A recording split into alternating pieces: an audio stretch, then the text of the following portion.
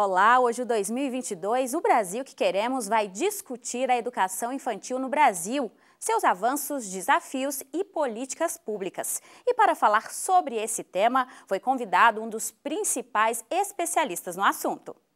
Segundo o nosso convidado de hoje, que fará uma análise da educação infantil no Brasil, o país avançou na pedagogia, formação de professores e nas políticas públicas, mas ainda sofre com a falta de vagas em creches, que atualmente é superior a 30%.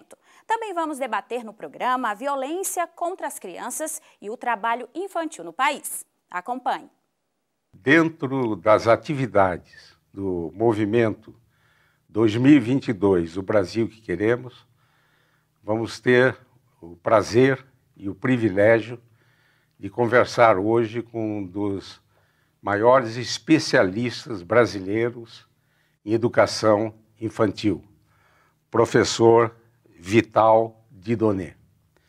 O professor Vital, ele possui graduação em Filosofia e Pedagogia, ele é mestre em Educação com especialização em Educação Infantil, e foi coordenador da educação pré-escolar no Ministério da Educação.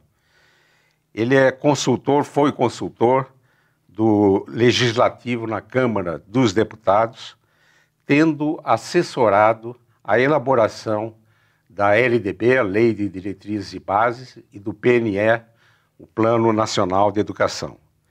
Foi presidente da Organização Mundial para a Educação Pré-Escolar, OMEP, no capítulo brasileiro, do Brasil.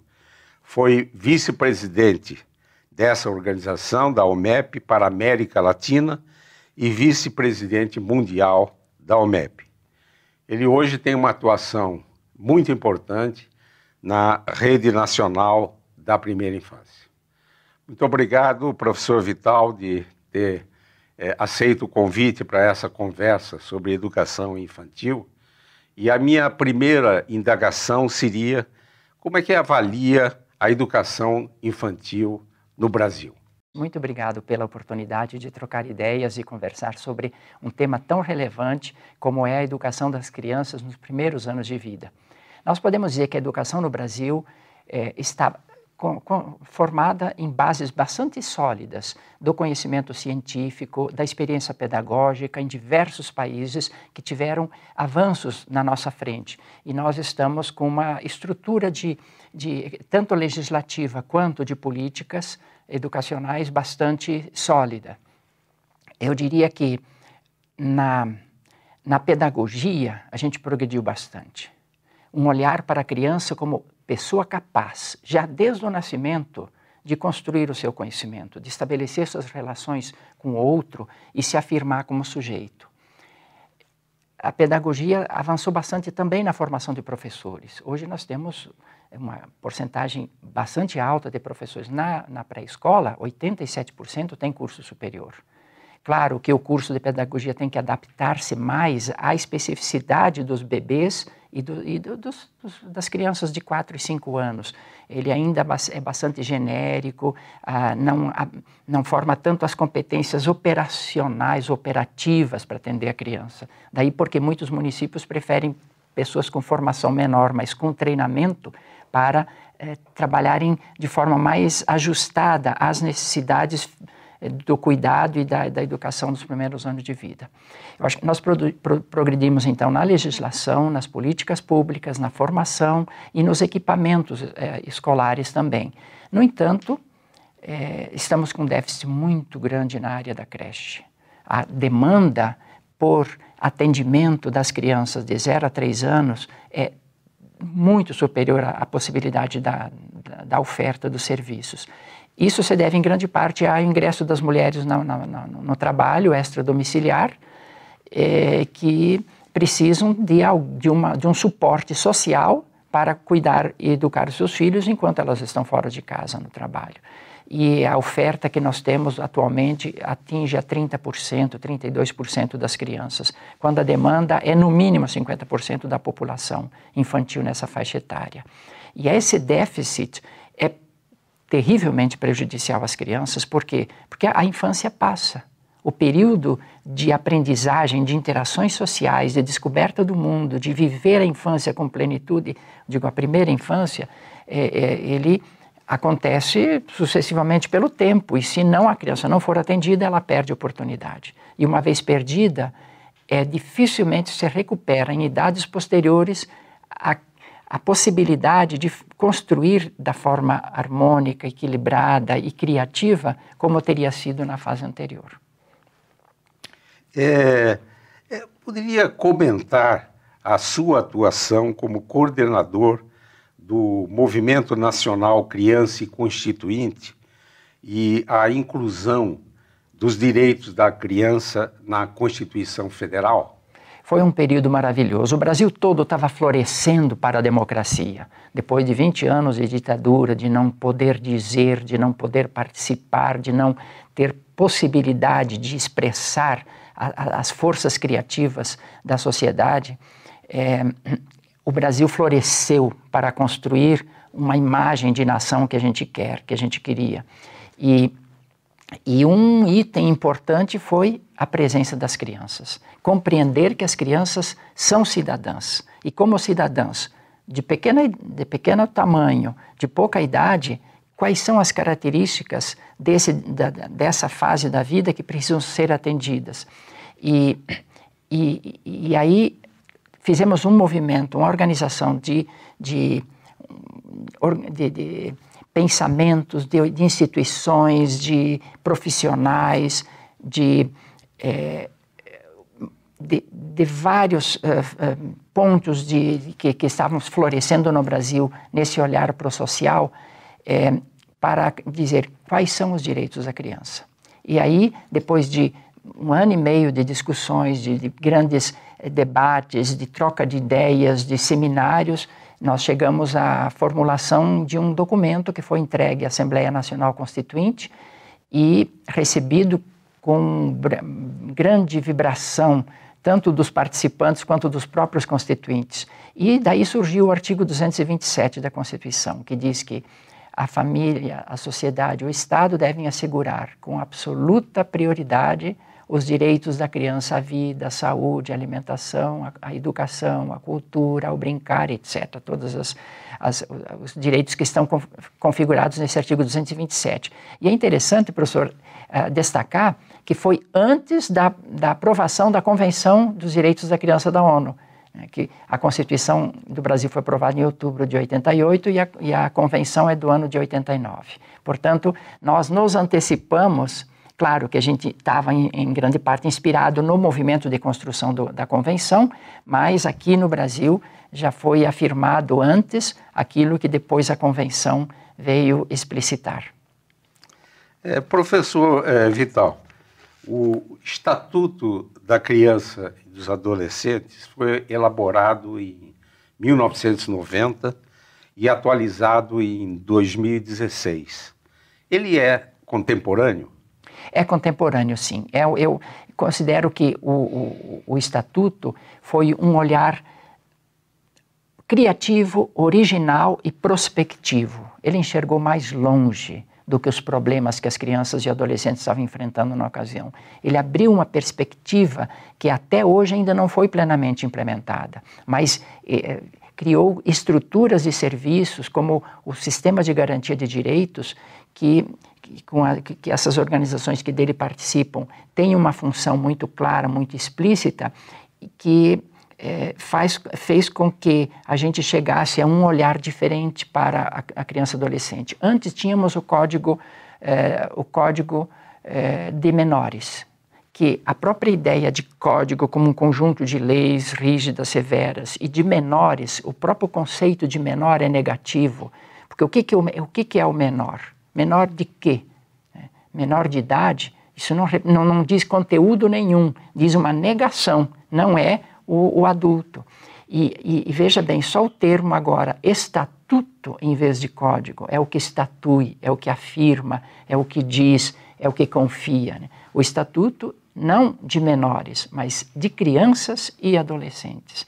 Então é como que a criança e o adulto e o adolescente se constitui em sujeitos sociais, como é que eles se afirmam como cidadãos, como é que eles convivem e interagem com todas as outras pessoas na sociedade de forma participativa, crítica, consciente e construtiva. Então, o Estatuto da Criança e do Adolescente, que recebeu no ano de 2016 um adendo, complemento, que se chama Marco Legal da Primeira Infância, que é uma lei que olha com detalhe, com especificidade, com sensibilidade para as características dos primeiros anos de vida, que são diferentes dos adolescentes, como o adolescente é diferente do jovem. Então, era preciso que a nossa legislação tivesse essa sensibilidade para o que é típico do bebê e da criança até 6 anos de idade, para que as políticas públicas pudessem se formular em acordo com as características biológicas, psicológicas, sociais e culturais e educacionais da primeira fase da vida, que é a primeira infância. Poderia falar um pouquinho da sua atividade na Rede Nacional da Primeira Infância? Pois bem, e o que é a Rede Nacional da Primeira Infância? Em 2007, surgiu a ideia de a gente reunir quem pensa, quem trabalha, quem defende os direitos da criança, para que a gente tivesse, primeiro, uma presença mais forte nesse conjunto de demandas políticas e sociais que a sociedade faz. E criamos, então, uma ideia de rede, e não de uma nova organização. Não é um ONG, é um compromisso coletivo das organizações que têm atendimento à criança em qualquer um dos direitos na primeira infância, um compromisso de estar unidos para ver, olhar, denunciar, movimentar a sociedade, pressionar o governo, defender os direitos e também contribuir para a qualidade das políticas públicas. Então, a rede hoje tem 220 organizações, mais ou menos, algumas internacionais, como a OPAS, Organização Pan-Americana de Saúde, a Unicef e Unesco.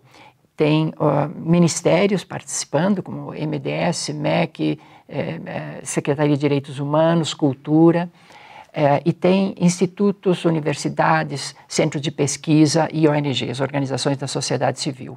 Essas organizações, elas trabalham de forma horizontal, de forma absolutamente democrática, suprapartidária, porque a criança não pertence a nenhum partido, né, nenhuma religião e nenhuma ideologia é dona da criança. Ela é um cidadão da nação brasileira, e então ela está acima de qualquer partidarismo de qualquer natureza.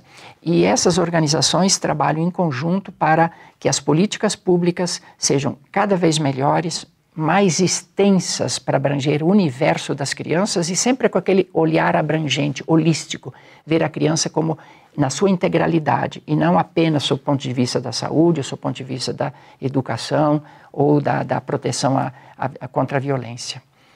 Nós vamos fazer um rápido intervalo e voltaremos com a conversa com o professor Vital Dieudonné.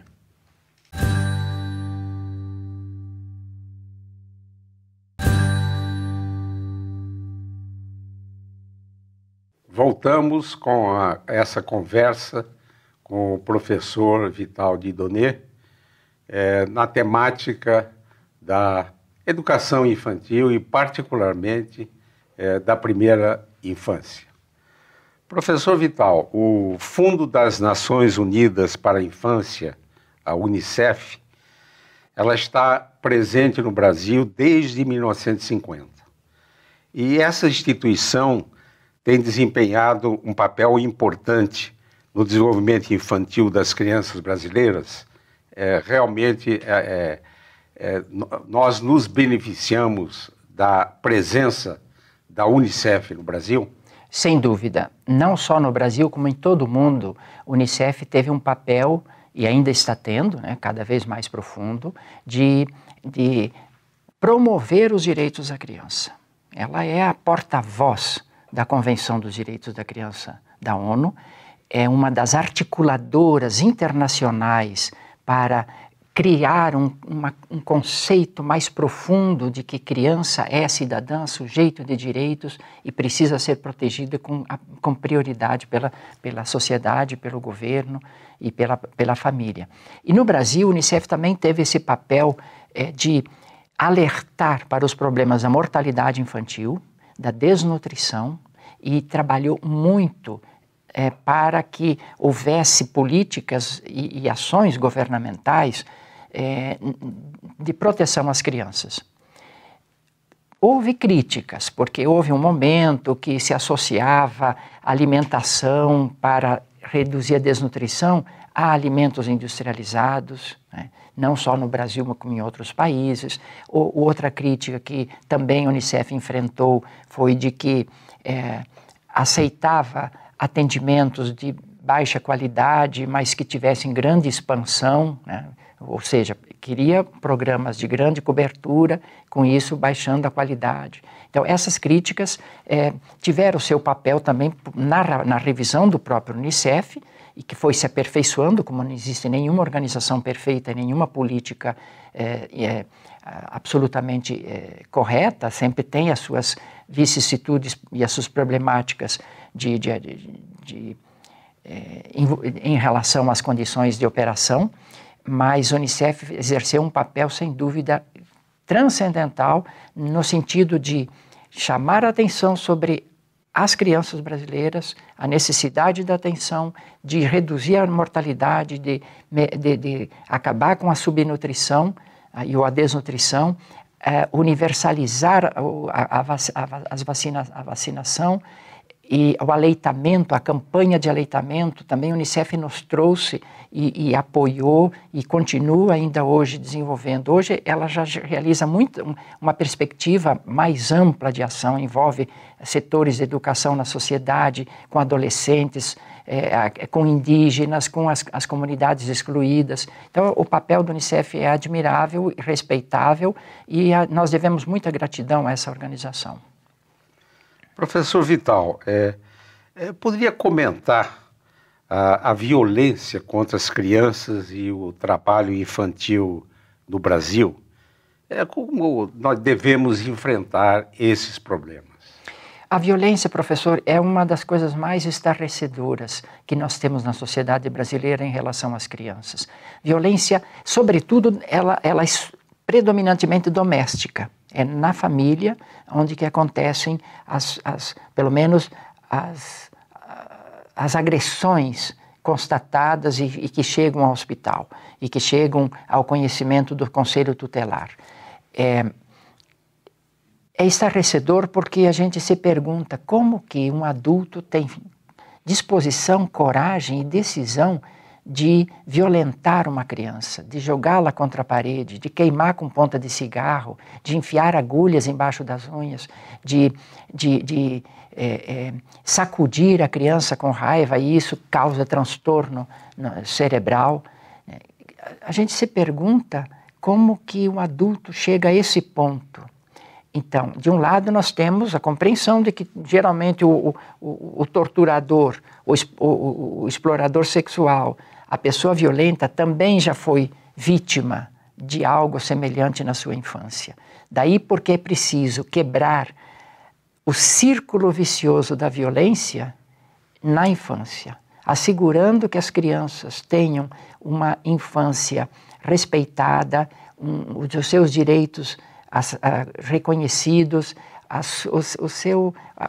que elas sejam acolhidas, que elas sejam bem atendidas, cuidadas e protegidas. E essa experiência vai fazer com que ela também haja assim com os seus filhos. Então, temos que quebrar essa cadeia da violência a partir, eu acho, da infância, mas, claro, com políticas de atendimento familiar, de apoio às famílias que têm dificuldade de relacionamento com seus filhos, de pessoas que têm distúrbios de comportamento que os levam a serem agressivos. Então, é preciso, eu acho que, políticas de apoio à família na sociedade, no território, nas comunidades, e para isso nós temos boas instituições brasileiras, não só a infância, a justiça da infância e da juventude, mas os centros de referência, né, os CRAS, os CREAS, os CAPs, já da área da saúde, e os programas sociais que procuram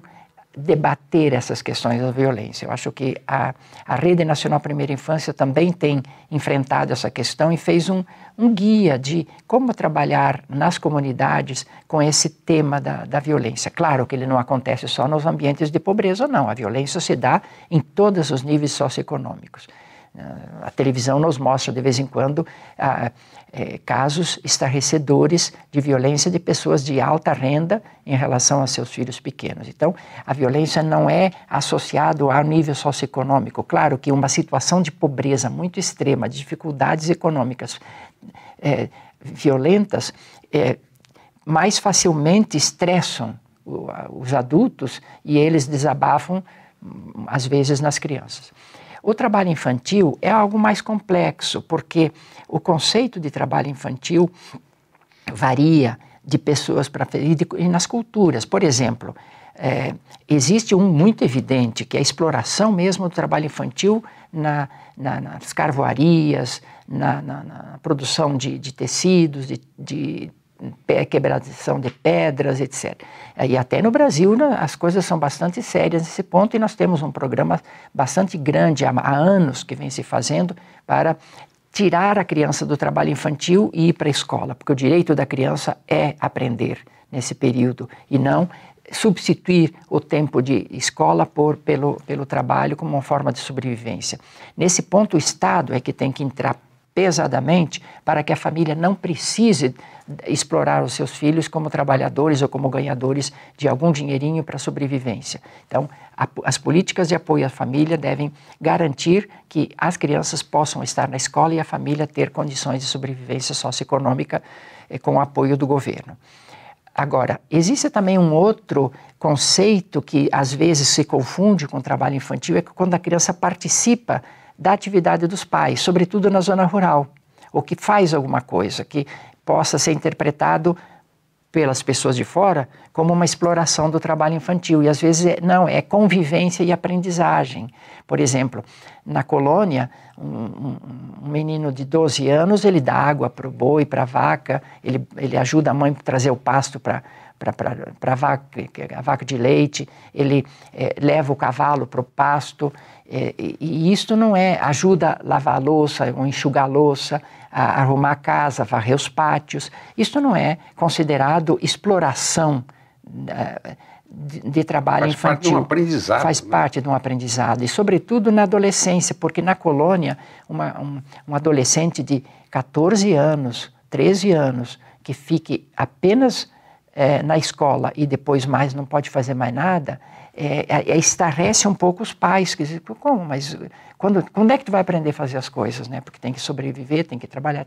Então, não é, eu considero que esse não é uma exploração do trabalho infantil, isto é uma convivência com respeito ao ritmo dessa criança, não se exagera que ele trabalhe muitas horas, é um ou outro serviço de participação, e que ele nessa interação com o trabalho dos pais, ele pode estar brincando, pode fazer ludicamente, como ele pode fazer como tarefa para depois ir brincar, e terminada essa tarefa ele tem o seu tempo de estudo e de brincar. Eu acho que importante é assegurar o direito do estudo, da escola e do brincar, e das interações com seus pares. Tendo isso, fazer alguma atividade pode ser até interessante, deve ser interessante para a aprendizagem do jovem.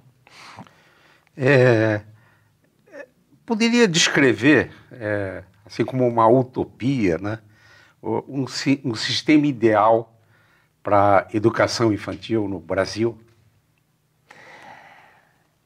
Eu acho que os ouvintes devem também estar pensando nesse momento, o que eu pensaria como ideal para meu filho, para minha filha, ou para as crianças que estão na minha sala da creche ou da pré-escola, ou para a sociedade brasileira para as nossas crianças? O que seria ideal? Eu acho que seria uma utopia que a gente deve trabalhar nessa direção, nunca alcança, mas ela serve de guia, como diz o Eduardo Galeano, né?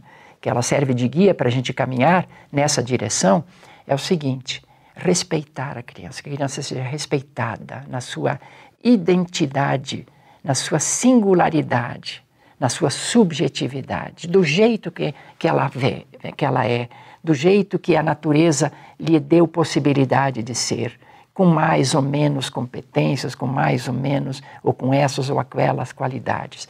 E respeitar a criança, admirar-se da criança. Eu acho que extasiar-nos diante da infância, a infância criativa, a infância reveladora, a infância descobridora, a infância curiosa, infância que quer apropriar-se do mundo. Então, que nós estejamos extasiados diante dela, a capacidade de admiração. Terceiro é estar ao lado, companheiro, apoiando, sendo mediador das suas aventuras, das suas aprendizagens, das suas descobertas, ajudando a criança a dar um passo à frente. Eu acho que se a gente tiver essa atitude de respeito, de escuta, de admiração e de apoio, nós vamos ter uma infância feliz, uma infância bem estruturada e uma adolescência e um adulto também, pessoas seguras, sujeitos participantes de uma sociedade melhor. Nós estamos já chegando ao final do programa, mas nesse último minuto, tendo em vista que o movimento 2022, o Brasil que queremos, quer envolver os jovens nessa tarefa de achar caminhos para a gente ter um país melhor, mais justo, eu pediria que desse uma mensagem final do nosso programa aos jovens brasileiros. Eu acho que se nós tivermos como lema nenhuma criança fora, nenhuma criança a menos, nenhuma criança esquecida, nenhuma criança rejeitada, nenhuma criança na sombra das políticas públicas, mas todas sendo vistas, todas sendo atendidas, cuidadas com zelo e todas estando na roda da sociedade, do social, nós vamos ter um Brasil que queremos. Acho que começa na infância. Não é que tudo aconteça e tudo se resolva na infância, mas esse é o período de estruturação da personalidade, da formação da inteligência, da organização do mundo afetivo, da afirmação da pessoa. Então, se essa fase for bem atendida, dali vai ficar tudo mais fácil depois. Então, o Brasil que queremos deve começar com uma infância que queremos. Professor Vital Dieudonné, muito obrigado pelas suas sábias mensagens. Concordo que tudo começa quando a criança nasce, abre os olhos, ela quer entender, conquistar o mundo e ela tem direito de ser feliz. Muito obrigado por essa oportunidade e voltaremos numa próxima oportunidade. Você acabou de assistir uma entrevista com o professor Vital Dieudonné, um dos principais especialistas brasileiros na área de educação infantil. Esse programa já está disponível no canal da TV Supra e no YouTube. E por hoje é só. Muito obrigada pela sua companhia e até a próxima semana.